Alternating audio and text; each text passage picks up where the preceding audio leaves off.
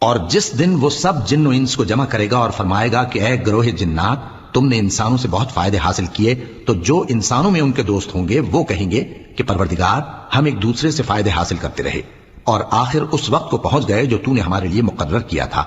اللہ فرمائے گا اب تمہارا ٹھکانہ دوزخ ہے، ہمیشہ اس میں جلتے رہو گے مگر جو اللہ چاہے، بے شک تمہارا پروردگار دانا ہے، خبردار ہے۔ اور اسی طرح ہم ظالموں کو ان کے اعمال کے سبب جو وہ کرتے تھے ایک دوسرے کے قریب کر دیں گے۔ اے جنوں اور انسانوں کی جماعت، کیا تمہارے پاس تمہیں میں سے پیغمبر نہیں آتے رہے جو میری آیتیں تم کو پڑھ پڑھ کر سناتے اور تمہارے اس دن کے سامنے موجود ہونے سے ڈراتے تھے؟ وہ کہیں گے کہ پروردگار، ہمیں اپنے گناہوں کا اقرار ہے اور ان لوگوں کو دنیا کی زندگی نے دھوکے میں ڈال رکھا تھا اور اب خود انہوں نے اپنے اوپر گواہی دی کہ کفر کرتے تھے۔